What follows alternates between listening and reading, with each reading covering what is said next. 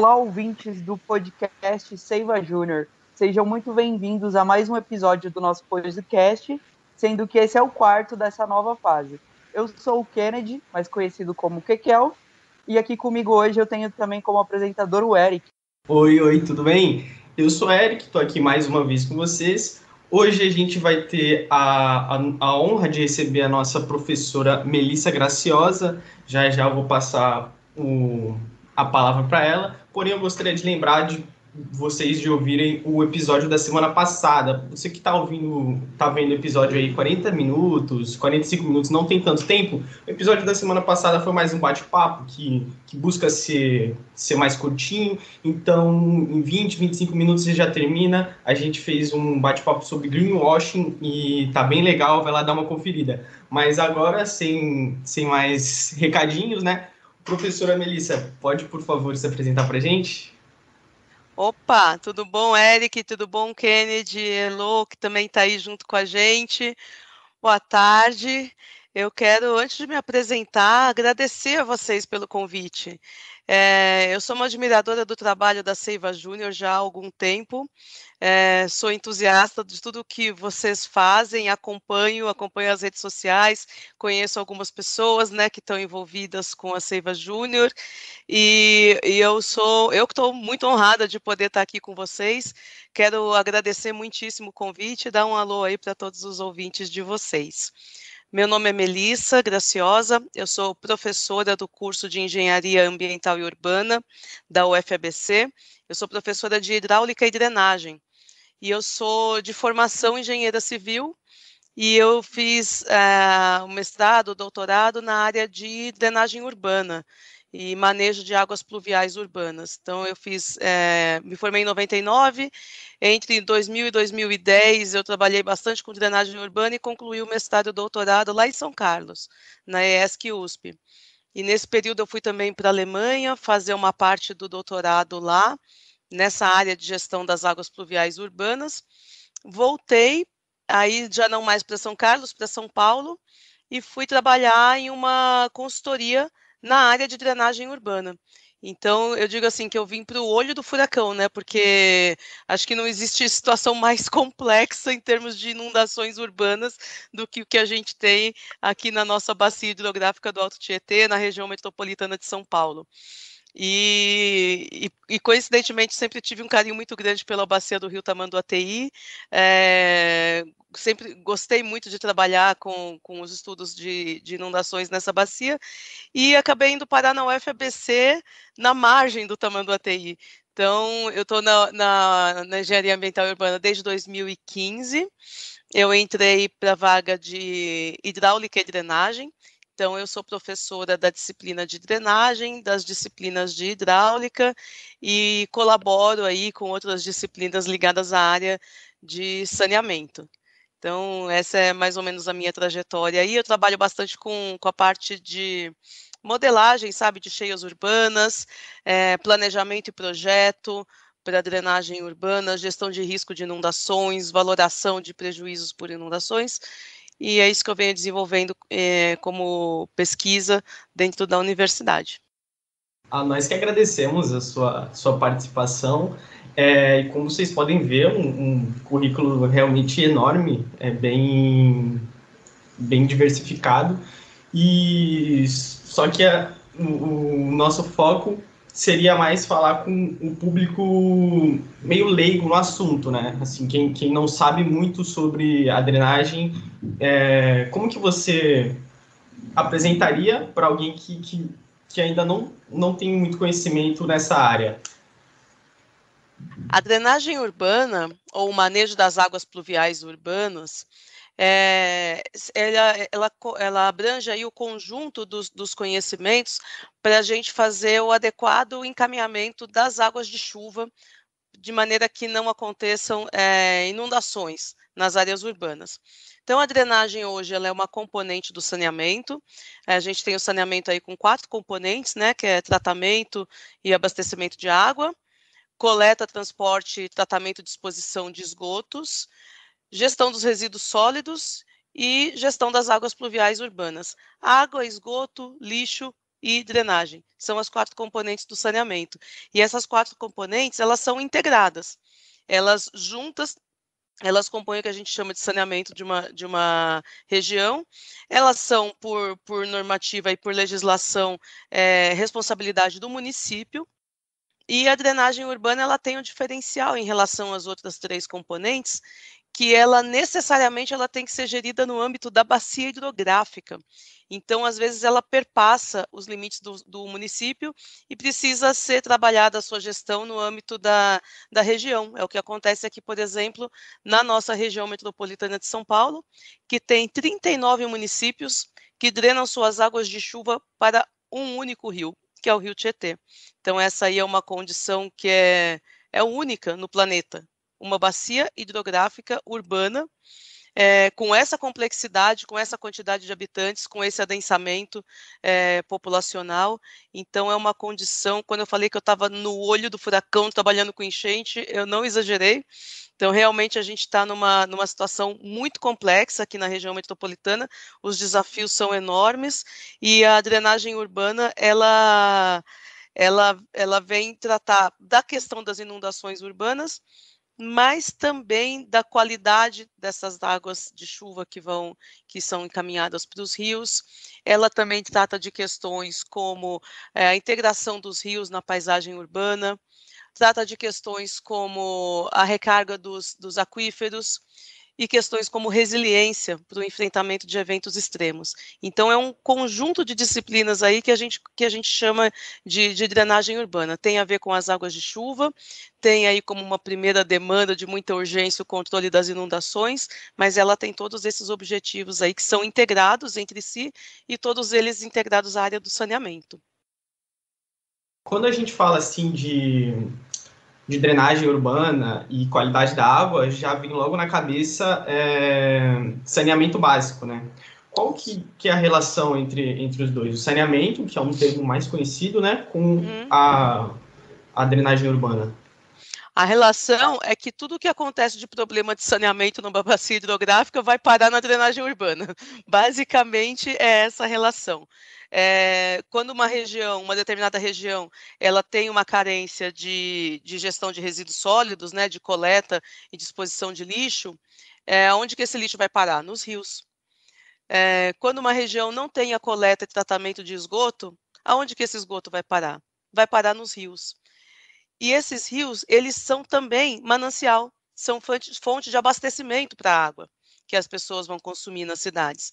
Então, é dessa forma que a drenagem e as demais componentes do saneamento básico se interligam. Água, esgoto, drenagem e lixo são 4 componentes do saneamento praticamente indissociáveis. Elas estão todas juntas. Com essa particularidade, eu diria assim, de que tudo que falta de saneamento numa bacia hidrográfica acaba se tornando, de certa forma, um problema de drenagem.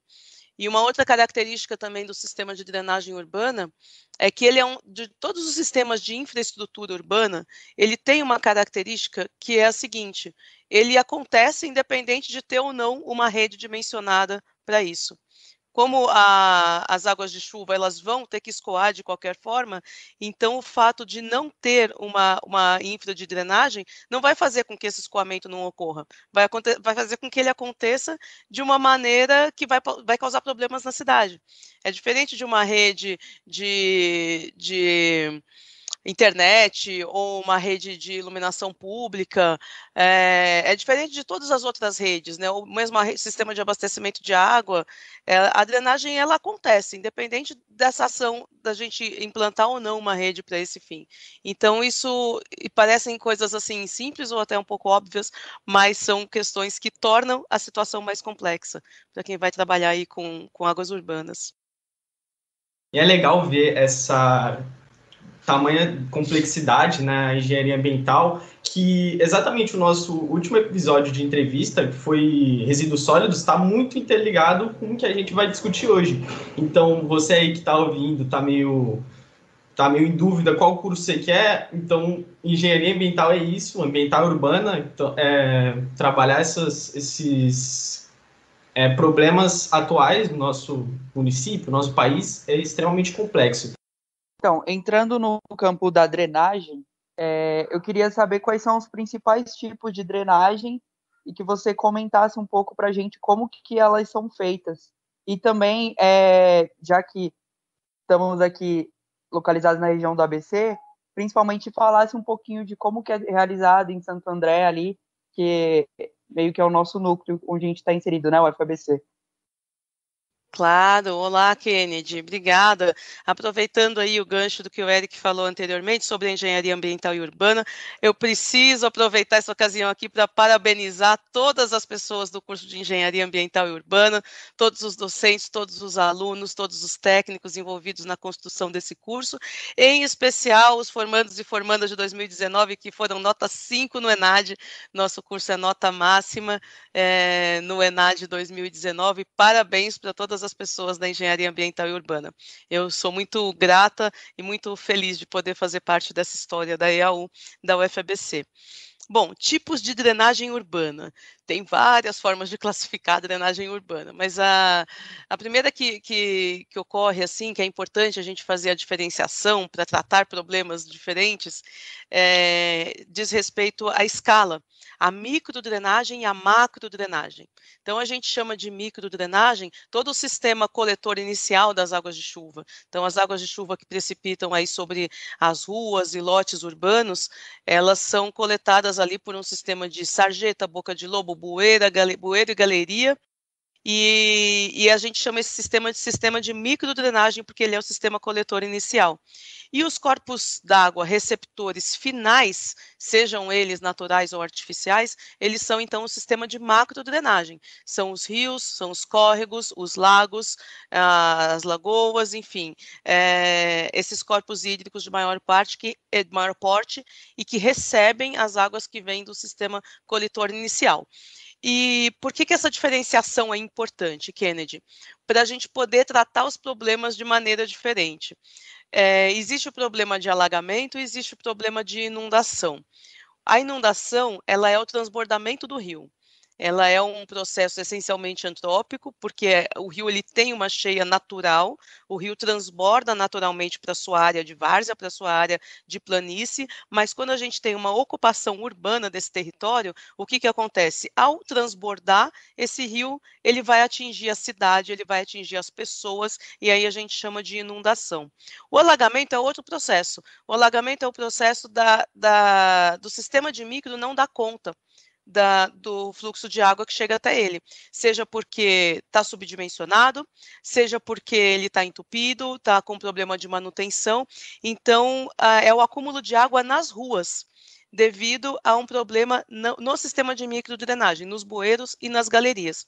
Então, por que é importante essa diferenciação entre alagamento e inundação? Por causa do escopo. Como a inundação ela é um processo no curso d'água, nos rios, nos córregos, em geral ela perpassa aí os limites dos municípios, né? E então a gestão precisa ser feita no âmbito da bacia hidrográfica, envolvendo mais de um município. Às vezes, para os córregos que são inteiros dentro de uma cidade só, então aí você até pode tratar a macrodrenagem no âmbito do município, mas ainda assim sempre vai ter um impacto nos municípios ajusantes.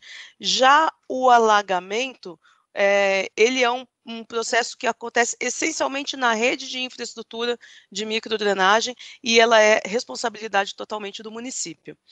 Com relação à drenagem em Santo André é uma das 7 cidades da região do ABC, sendo que dessas 7 cidades da região do ABC, 5 delas drenam suas águas de chuva para o Rio Tamanduateí e outras 2 vão drenar para o sistema Billings, que são Ribeirão Pires e Rio Grande da Serra. Então, elas drenam para o sistema Billings, que através do Rio Pinheiros vai chegar na calha do Rio Tietê. Já as cidades de Santo André, São Bernardo, São Caetano, Diadema e Mauá, essas 5 cidades, elas drenam para o Rio Tamanduateí, que também vai chegar no Rio Tietê. De qualquer forma, toda a região do ABC é tributária da bacia do Alto Tietê. Com essa diferença de que as 5 cidades, elas vão para o Tamanduateí. E a bacia, a história da ocupação do ABC, ela tem a ver justamente com com a história das transformações que foram acontecendo no rio Tamanduateí ao longo desses últimos 2 séculos aí de urbanização, dessa área que fica aí entre o porto e a cidade. Então, é uma das bacias que sofreu maior pressão por ocupação urbana em toda a bacia do Alto Tietê. Sem dúvidas, com relação aos aspectos de drenagem, a bacia do Tamanduateí, ela é a bacia mais complexa da bacia do Alto Tietê, porque ela tem a ocupação urbana mais consolidada e também a mais desordenada.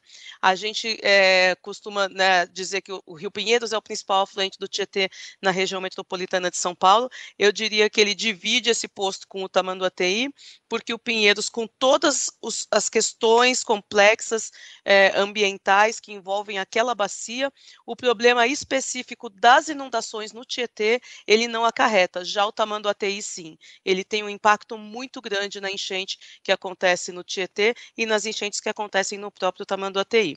Então, o Tamanduateí, ele tem por principais, ou vamos dizer assim, por principal afluente na região do ABC, o Ribeirão dos Meninos.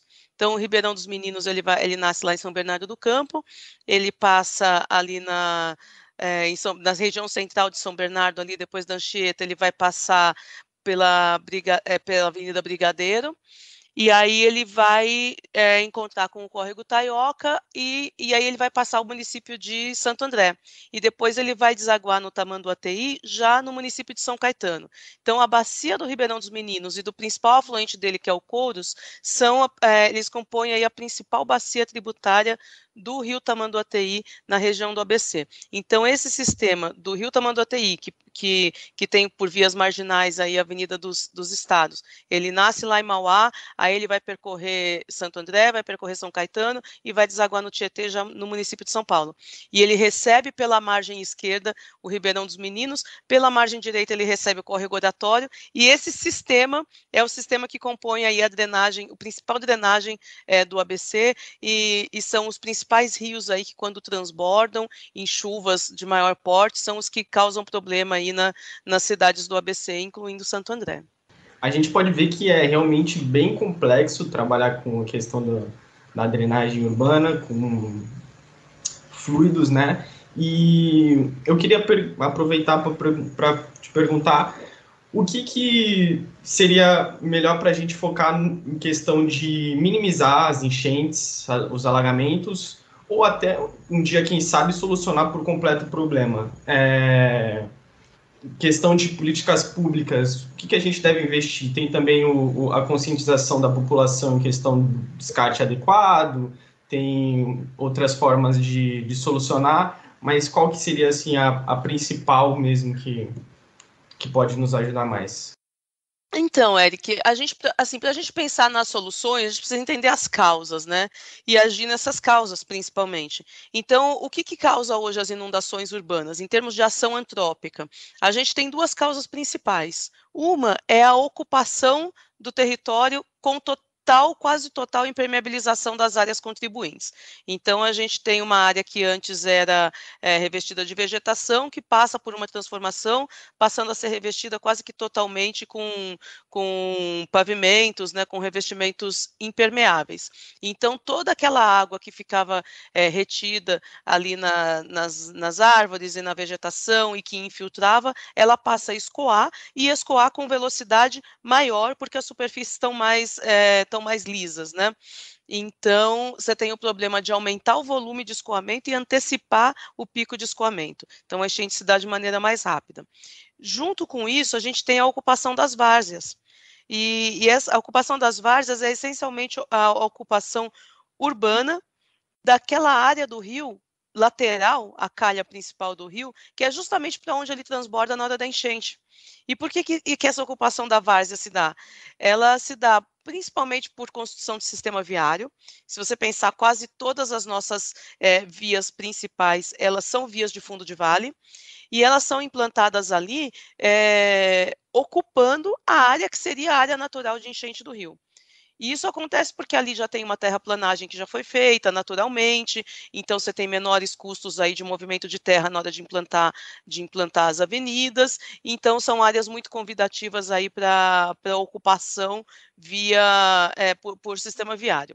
Então, esse conjunto esses dois fatores principais, que são a impermeabilização da bacia contribuinte e o estrangulamento desse rio ao seu leito menor, que a gente chama que é o leito onde ele escoa a maior parte do tempo, restringindo o escoamento dele unicamente a esse leito, tirando dele a área natural de inundação, eles são os principais responsáveis aí pelos problemas de inundação que nós temos. E, em geral, essa ocupação dessa várzea, ela se dá de uma maneira que também não respeita a conformação natural desse rio. O rio natural, ele tem os meandros, ele faz as suas curvas, ele tem um revestimento natural, ele tem uma mata ciliar, tudo isso contribui para o adequado escoamento das águas pluviais.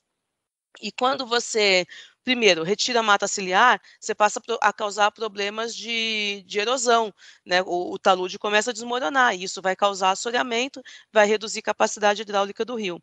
Além disso, para construir essas avenidas, em geral, esses canais foram retificados, os meandros foram suprimidos. Isso é muito característico do rio Tamanduateí. Quem procurar imagens antigas ali do rio Tamanduateí, da Várzea do Carmo, vai encontrar um rio cheio de curvas, né, cheio de meandros. E se você pensar na ligação entre dois pontos, com um barbantinho esticado ou com um barbantinho fazendo muitas curvas, a hora que você estica, com os meandros ele vai ter um comprimento maior. Portanto, ele tem maior capacidade de armazenar essa água. O rio não só transporta, ele também armazena.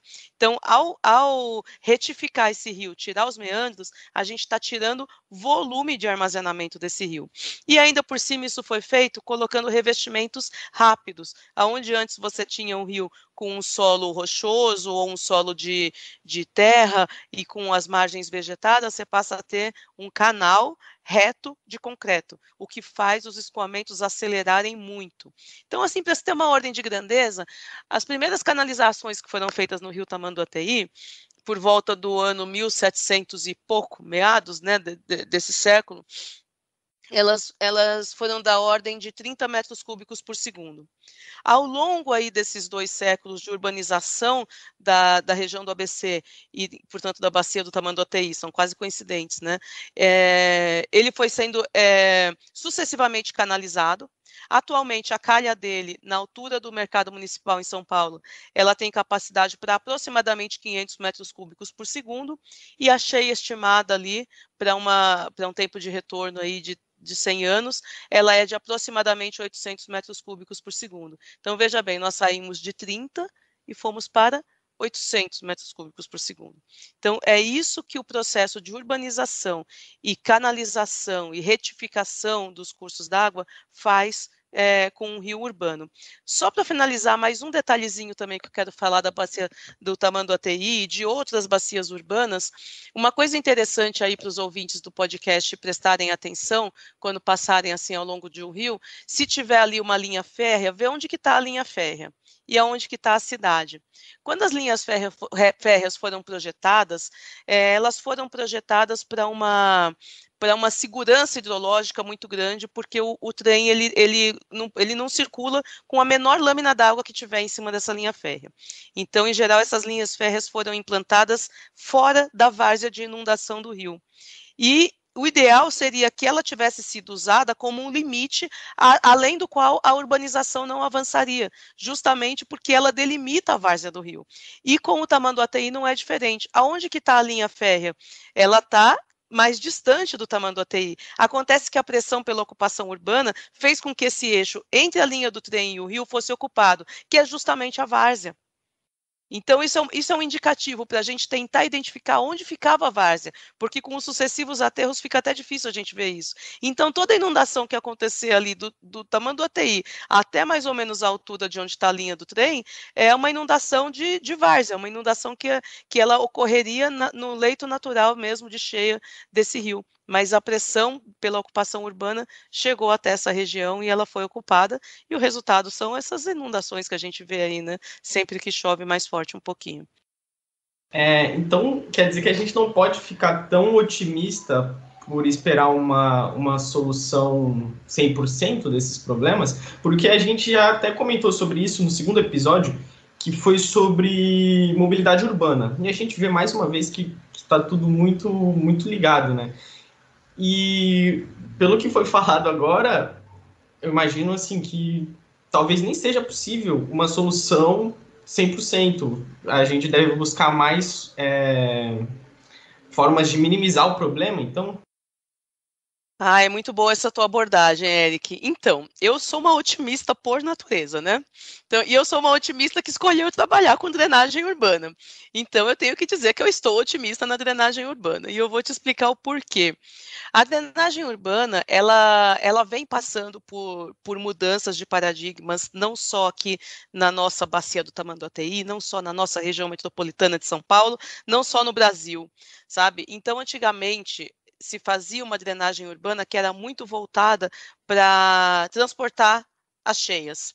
Então, e as cidades elas foram urbanizadas de jusante para montante, ou seja, a urbanização começa perto do rio e ela vai subindo o vale. Isso faz com que, à medida que a urbanização vai subindo o vale, as áreas vão sendo progressivamente mais impermeabilizadas e vai chegando então mais vazão naquele trecho que foi ocupado primeiro e aquele trecho então passa a ter enchente. Isso não é privilégio nosso, isso não é só aqui que acontece.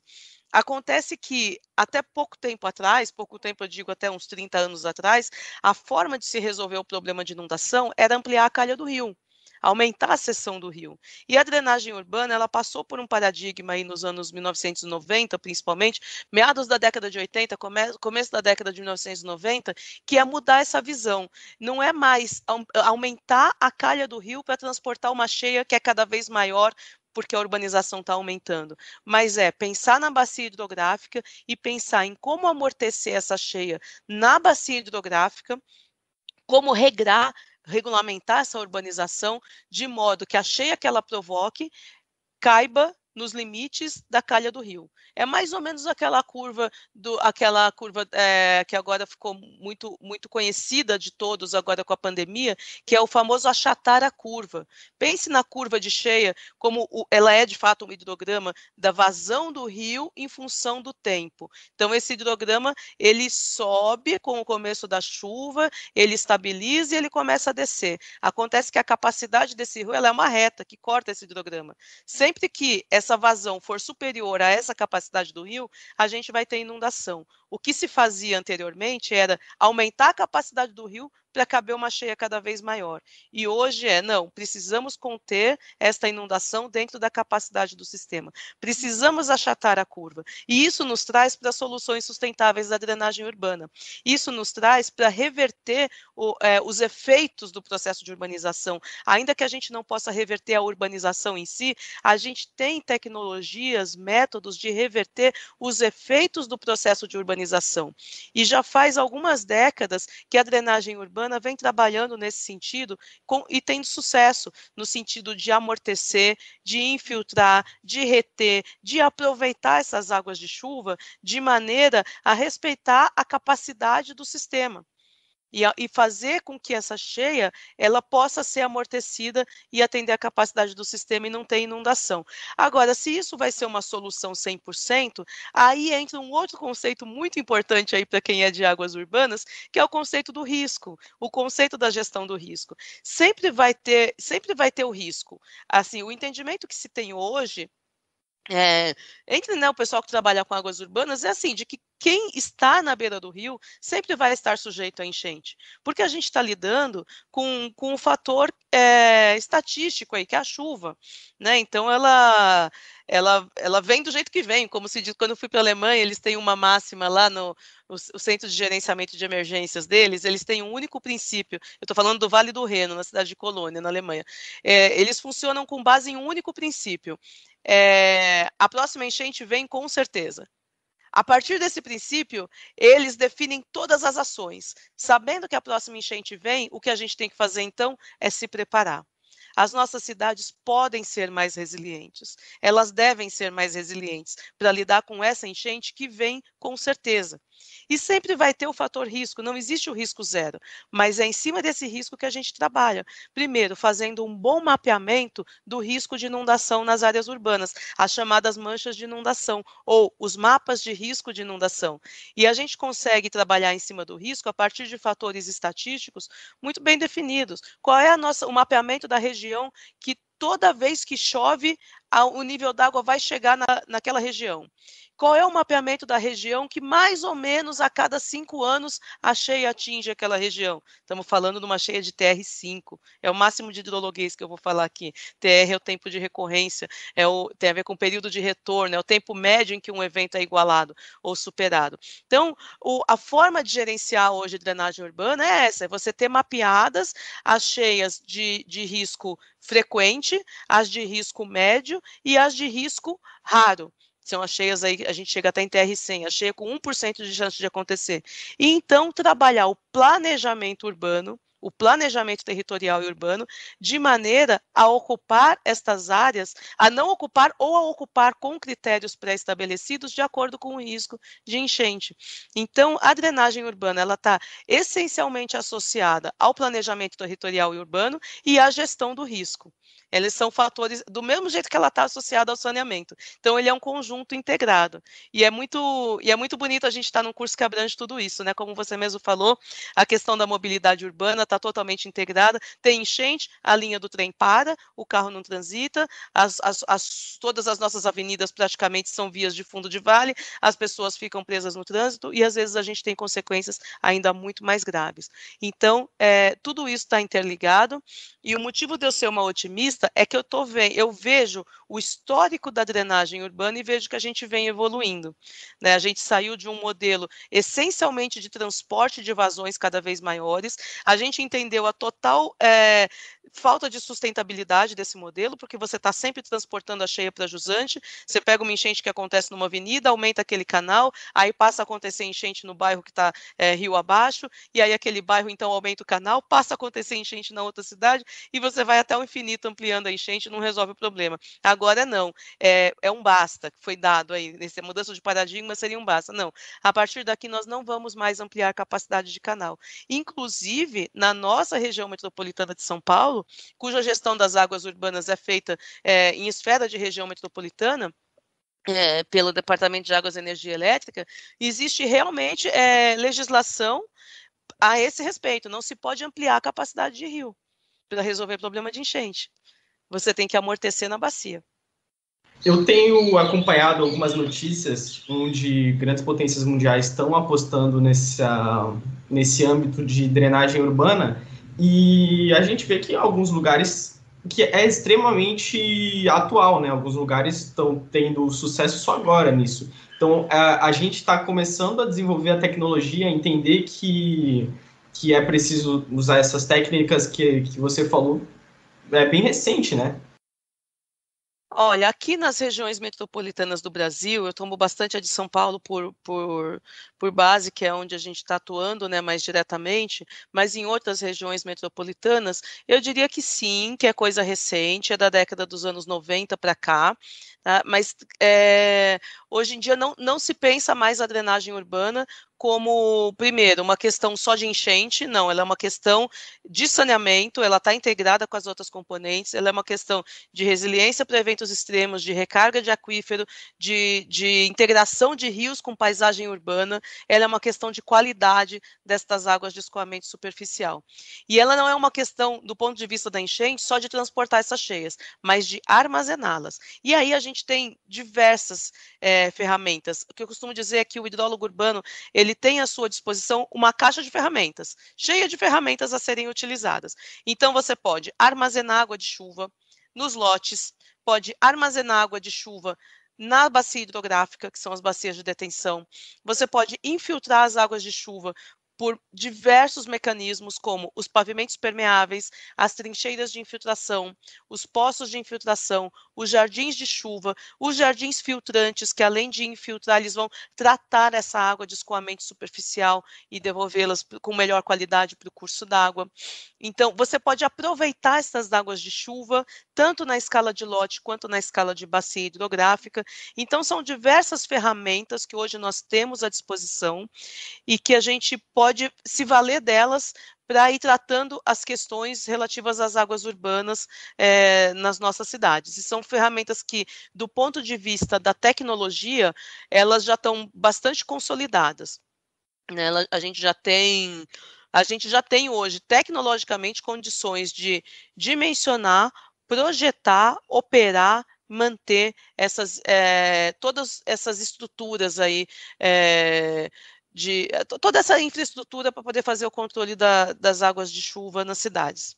Tecnologia nós temos. Então, o grande desafio seria mesmo a gente saber quais ferramentas a gente vai utilizar e onde, né? Onde que vai ser aplicado cada uma. Exato, Eric, tem vários desafios, né? E o que a gente tem feito? O primeiro passo é a gente poder contar com ferramentas realmente úteis de previsão, ferramentas para a gente delimitar essas manchas de inundação sem precisar esperar que elas aconteçam, porque a gente sabe que quando elas acontecem trazendo muito prejuízo. Então, eu não preciso hoje esperar que aconteça uma cheia de 100 anos para saber qual é a área da mancha, qual mancha urbana que essa cheia de 100 anos vai atingir.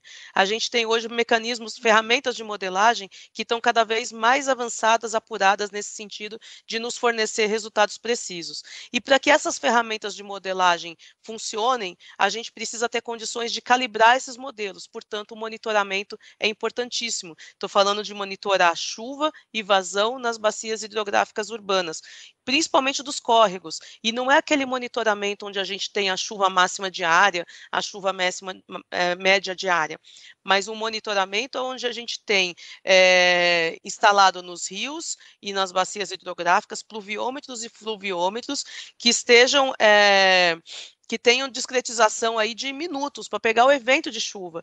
Isso é o que nos permite, então, calibrar esses modelos para a gente poder ter manchas de inundação definidas aí com uma precisão realmente suficiente para a gente poder fazer planejamento e projeto. Outra coisa que a gente precisa é de um bom plano diretor de drenagem urbana, um bom plano diretor de manejo de águas pluviais. Por que o plano diretor? Porque ele vai pensar a bacia hidrográfica como um todo. Então, a gente vai olhar para a bacia hidrográfica, vai identificar quais são os déficits de capacidade hidráulica, qual é a capacidade daquele rio e qual é a vazão que está chegando nele, para então a gente saber exatamente qual é o volume que precisa ser amortecido.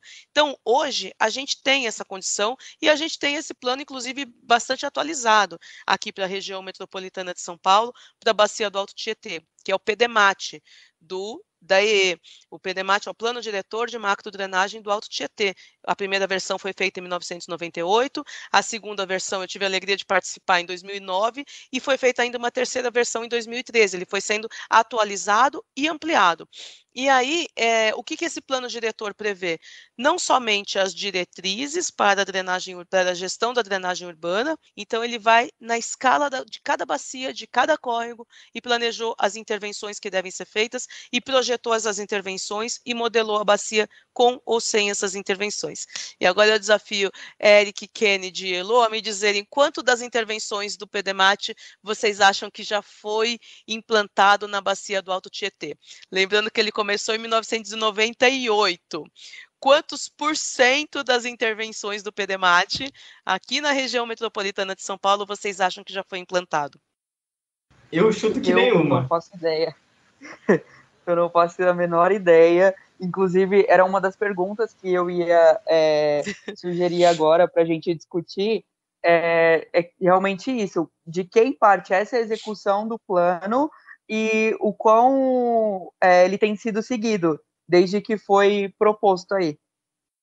Então, Eu vou deixar um pouquinho mais de suspense nesse número.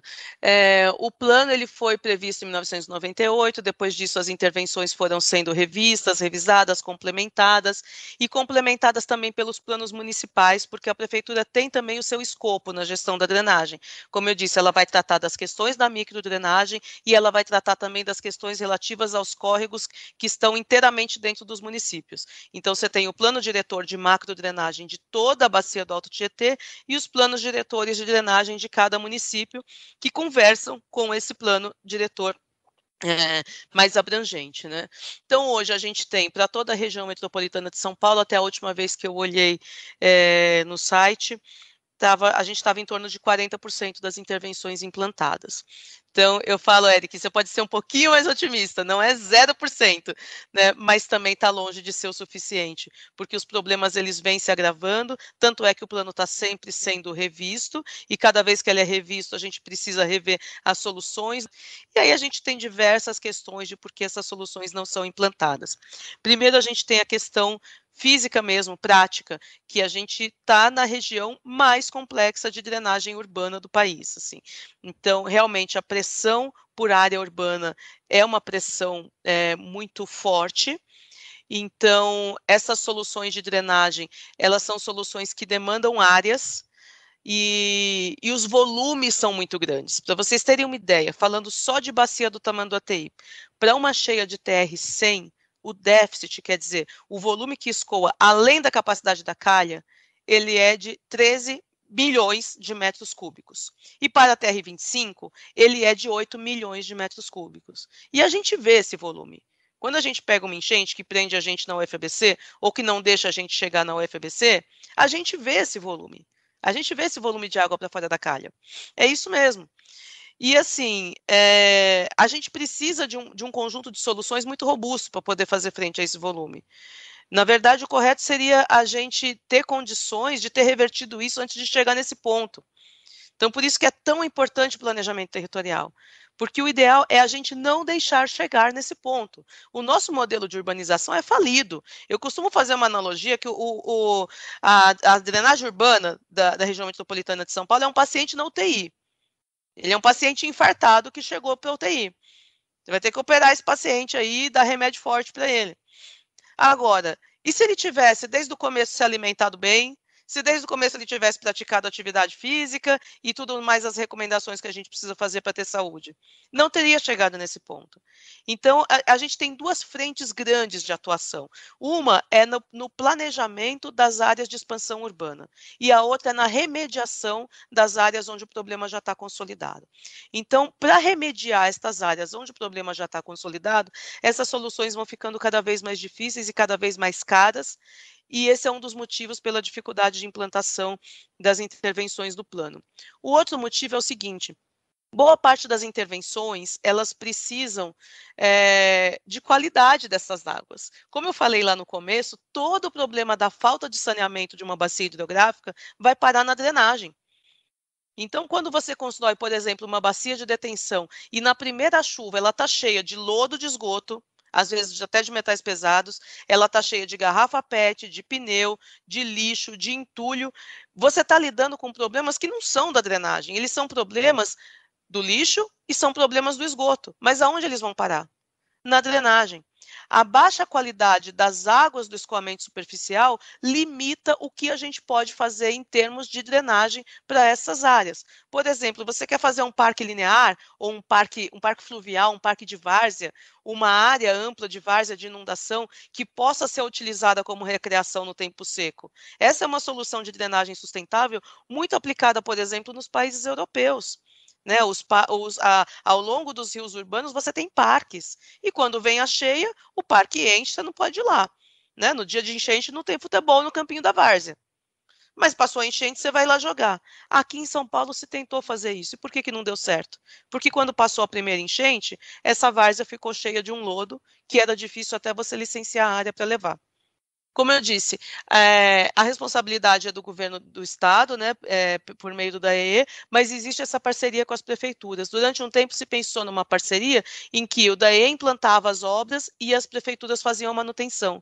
Só que a gente sabe que a prefeitura tem sérias limitações orçamentárias. bem restritivas até.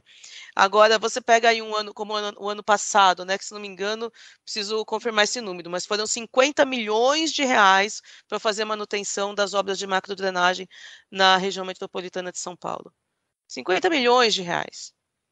Então, assim, você está lidando com problemas de saneamento da pior forma possível. E se tivesse investido esses mesmos 50 milhões para fazer coleta adequada de esgoto, para promover as ligações das residências no esgoto, para tirar essas ligações da drenagem, para levar coleta de lixo aonde não tem, para fazer urbanização de assentamentos precários, se a gente investisse, em vez de ficar investindo em limpar bacia de detenção, por que a gente não está investindo em promover saneamento?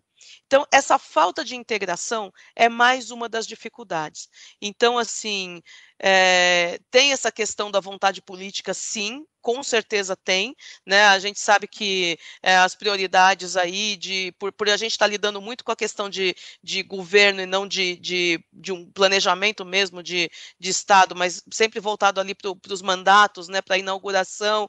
Então, você tem essa questão de que as obras viárias elas são priorizadas, inaugurar uma escola, né, inaugurar um posto de saúde, tudo isso é importante, óbvio, mas tudo isso também dá muito mais visibilidade para um governo do que inaugurar um parque fluvial ou, né, uma bacia de detenção ou um sistema de infiltração de águas de chuva ao longo de um canteiro de uma avenida. São coisas que vão perdendo prioridade, sabe? Então, o que a gente precisaria hoje é ter o plano com uma força maior de lei, né, que obrigasse todos os governos a cumprir, e aí você teria uma política de Estado e não de governo. A gente precisaria ter investimentos bem consolidados aí na área do saneamento, para a gente ter uma água de rio com melhor qualidade, e aí a gente consegue, então, implantar ali um parque, onde as pessoas vão poder usufruir na época da seca, e que na época da cheia, então, vai servir para controlar enchente, por exemplo. Então, são muitos problemas que fazem com que a gente chegue nesse ponto aí de não conseguir avançar no ritmo que seria necessário para realmente controlar as enchentes. Tem uma justificativa para eu ser meio pouco, como que eu posso falar?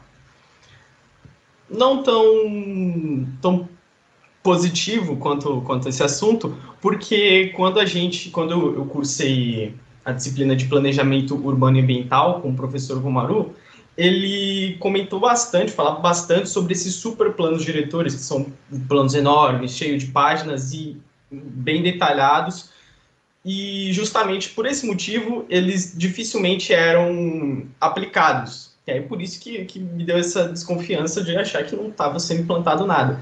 Mas, enfim, uma coisa que eu reparo bastante aqui na minha cidade, que é São Vicente, cidade do interior de São Paulo, do litoral de São Paulo, é justamente essa variação da gestão. Uma gestão começa a fazer um certo trabalho direcionado à drenagem, aí vem a próxima e já começa a focar em outra coisa, e vai fazendo essa rotação. Como que a gente, como população, pode... o que a gente pode fazer para ajudar a cidade a caminhar nessa questão do longo prazo, ou até mesmo no plano diretor? Será que se a gente fizer bolar um plano diretor mais simples, dá para ficar mais fácil de aplicar? Eu realmente tenho muita dúvida nesse âmbito.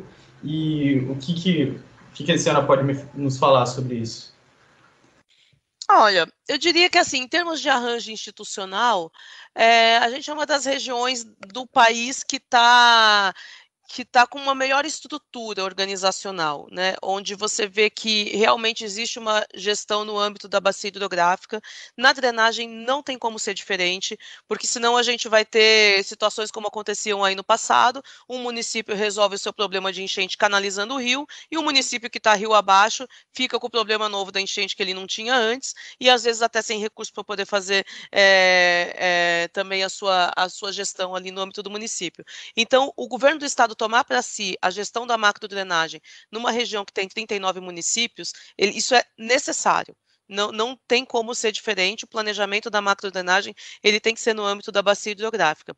Agora, sim, é necessário a participação dos municípios, e é necessário que cada município tenha o seu plano de drenagem, que esteja alinhado ao plano de macro. E isso também acontece. A gente não tem hoje na região metropolitana, salvo engano, 1 ou 2 municípios dos 39 ainda não tem um plano específico de drenagem urbana, mas tem um plano de saneamento com a componente da drenagem inserida.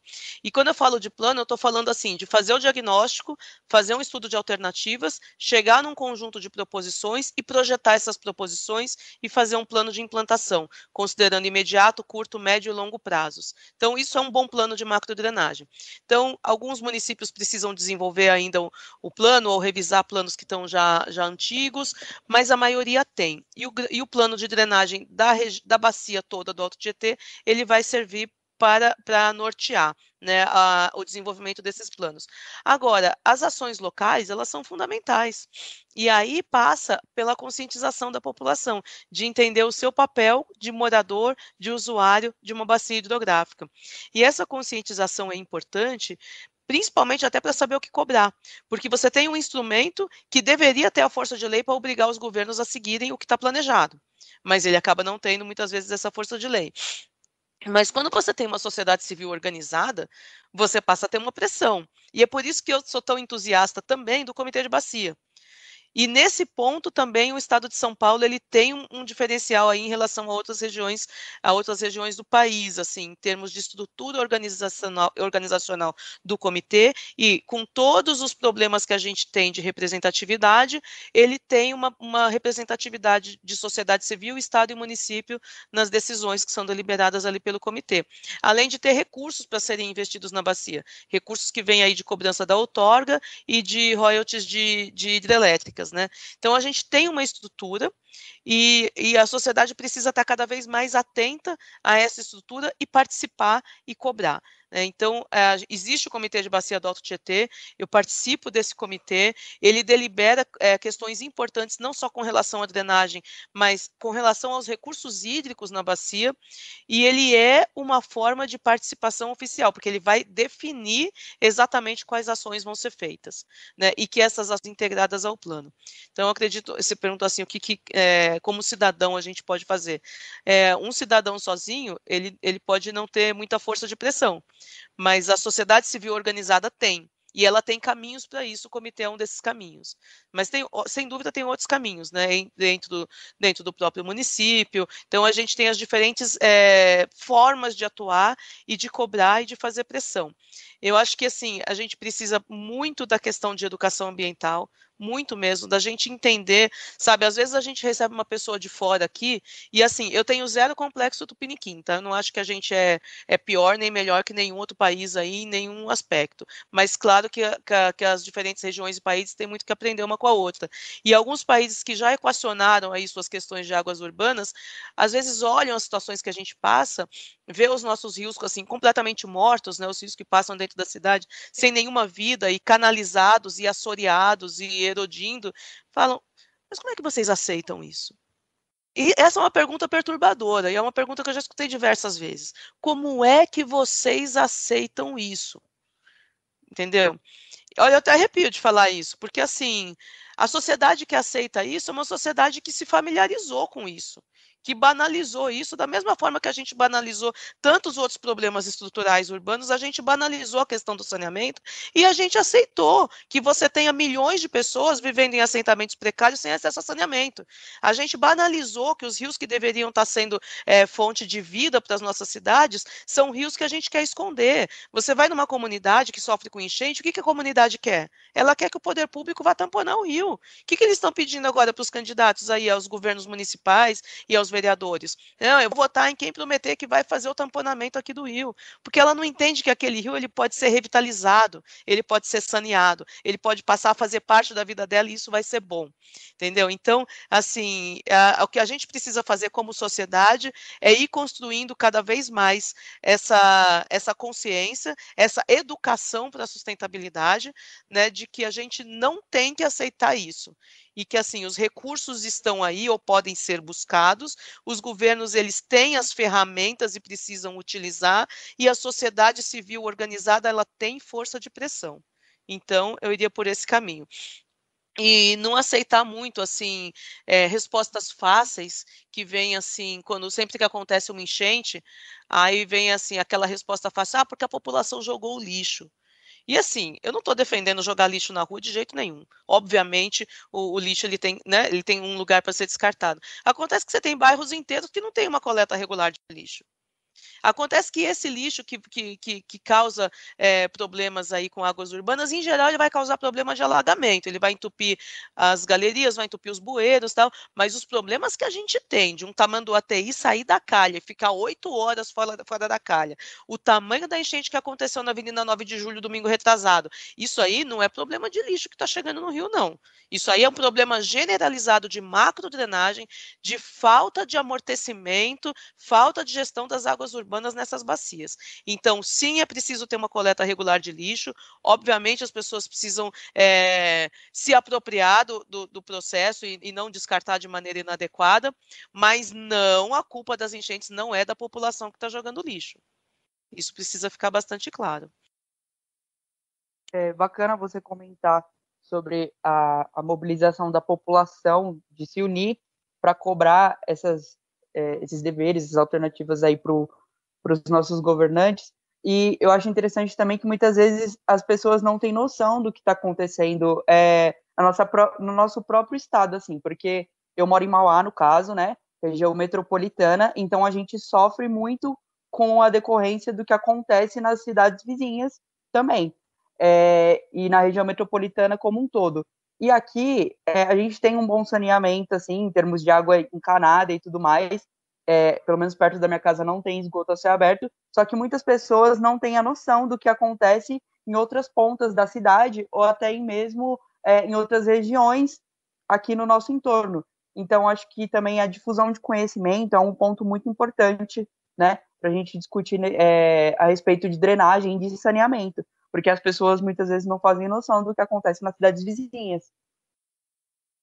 Exato, Kennedy, muito importante isso. Daí também o nosso papel, a nossa responsabilidade em ações como essa aqui, por isso que eu parabenizo e fico tão feliz de poder participar, né? Você tem um podcast sendo desenvolvido dentro da universidade que vai alcançar a comunidade. Então, a ação de extensão da universidade é uma das ações mais importantes que tem, porque é onde a gente pega aquilo que a gente estuda, aquilo que a gente desenvolve e ajuda a levar isso para a comunidade. Então, a gente está aqui, sim, para formar, né, os nossos futuros engenheiros, engenheiras ambientais e urbanos. A gente está aqui para desenvolver pesquisa, desenvolver novas tecnologias, mas a gente também está aqui para levar isso para a comunidade. Então, eu fico muito feliz de poder participar aqui com vocês desse momento. Essa é uma ação que, somada aí a tantas outras, a gente pode cada vez mais ir alcançando mais pessoas. As pessoas estão, sim, ficando mais conscientes, sabe? A gente vê, assim, os movimentos de bairro cada vez mais presentes dentro do comitê. Então, eu sou essencialmente uma otimista. Eu estou vendo as coisas melhorarem, sabe? Eu não estou vendo as coisas melhorarem no ritmo que eu acho que seria o justo, que seria o correto. Eu não tenho muita esperança de que a minha geração vai ver o Tietê despoluído, sabe? Infelizmente, eu não tenho muita essa esperança. Mas eu estou vendo as coisas caminharem no sentido de fazer essas situações melhorarem. O que a gente precisa é capacitar cada vez mais multiplicadores, entendeu? De pessoas que se engajem, que estejam conscientes e que não aceitem. Não, eu não admito esse rio sujo aqui no meu bairro. O que tá faltando projeto? Quem é que pode fazer? Tem o projeto, ficou engavetado, por que está engavetado? Está desatualizado, o que tem que ser feito então? O que a gente pode fazer? Entendeu? Então, esse incômodo, ele tem que permear a gente tem que ser revolucionário nesse sentido, sabe? De se incomodar e a partir desse incômodo, então, a gente poder agir e chamar a sociedade a agir junto com a gente. Então, é nisso aí que eu acredito. E eu tenho visto muito o movimento convergir nesse sentido, sabe? Então, é por isso que eu sou, por um lado, uma otimista nata sempre, mas, sim, eu gostaria de ver as coisas acontecerem um pouco mais rápido.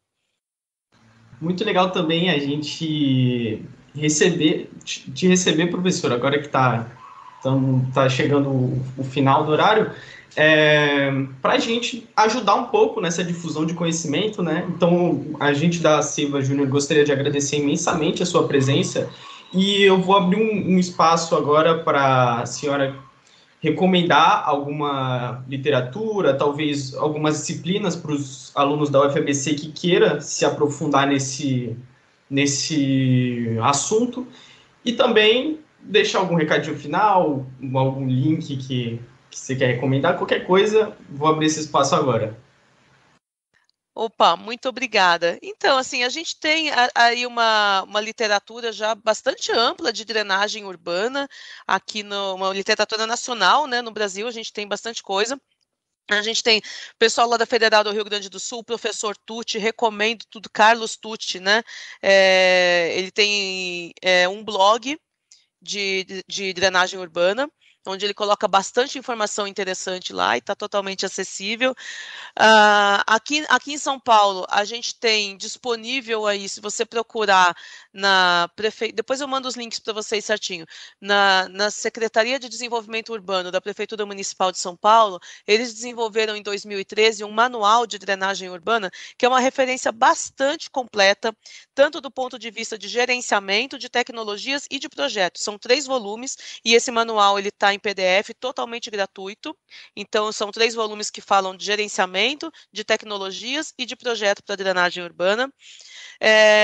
Como palavras-chave, assim, eu diria drenagem urbana sustentável, soluções baseadas na natureza, cidades esponja, são termos bastante interessantes da gente buscar.